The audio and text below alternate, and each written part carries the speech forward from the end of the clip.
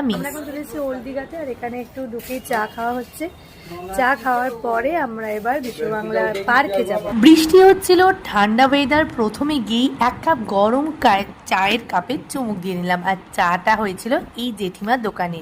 ভীষণ ভালো লাগলো খেতে। আর চাটা খাওয়ার পরে সোজা চলে গেলাম আমরা বিশ্ব বাংলা পার্কে ঘুরতে। পার্ক বললে ভুল হবে, এটা একটা ছোটোখাটো শপিং হাব। এত দোকানপাট, এত লোকজন, তার মধ্যে আমার মেয়ে পড়েছে ঘুমিয়ে। একদিকে সুবিধাই হয়েছে, ছোটাছুটিটা একটু কম হচ্ছে। এদিক ওদিক সেদিক ঘোরা আমরা শুরু করে দিলাম। লোকজনের ভিড় ঠেলে ঢুকতে ঢুকতেই তো অনেকক্ষণ সময় লেগে গেল। ঢুকেই দেখি বিশাল বড় বড় গাড়ি দাঁড়িয়ে ছোট্ট ছোট্ট ক্ষুদে সদস্যদের জন্য। আর তারপর সেই গাড়িগুলো সরিয়ে আমরা সোজা চলে গেলাম আই লাভ দীঘার কাছে। তবে যাওয়ার আগে একটু ঢু মেরে নিলাম সমুদ্রের গর্জনে। সমুদ্র কিন্তু তখন বেশ জোয়ারের জলে উথাল পাথাল হচ্ছে। কত মানুষ এসেছে, পা ভেজাচ্ছে, কতজন উপরে বসে আছে। আমরা আই লাভ দীঘার সামনে একটু সুন্দর ভিডিও ক্লিপস নিয়ে নিলাম। তারপরে চললাম এটার ভেতরে, যেখানে বিশ্ব বাংলার যে সাইনটা আছে সেটা লাগানো। এত লোকজন, এত ভিড় ভাট্টা, ওরে বাপরে!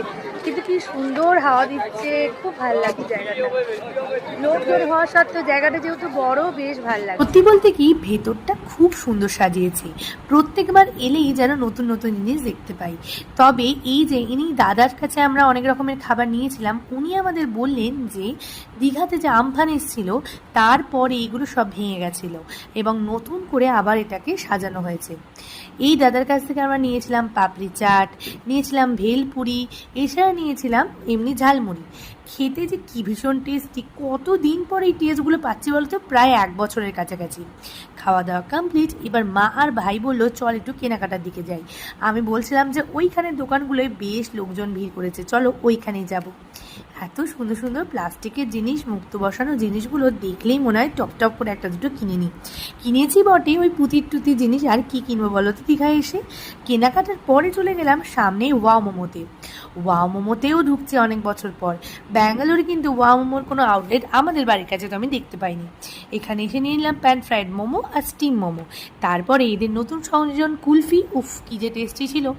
খাওয়া দাওয়ার পর আমরা ফাইনালি চলে গেলাম এবার একটু সমুদ্রের জলে গা ভেজাতে নয়, চোখ ভেজাতে। কারণ এত সমুদ্রের রেস যে কাউকেই নামতে দিচ্ছে না। তারপরে সামনেটা এত শ্যাওলা হয়ে গেছিলো, অনেকেই দেখছিলাম নামতে গিয়ে ধুমধাম পড়ছে, তবুও নিজেদেরকে সমুদ্রের কাছে নিয়ে যাওয়া থেকে আটকাতে পারিনি। আর তারপরে আমরা চলে এলাম পার্কের ভেতরটায়। এগুলো কি বলতো, সেই যে সহজ পাঠে আমরা পড়েছিলাম অ আ হর্ষই দীর্ঘই বসে খায় ক্ষীরখই, সেই ছোট্টবেলার স্মৃতি মনে পড়ে গেল। যাই হোক, আমাদের ঘোরাটা কিন্তু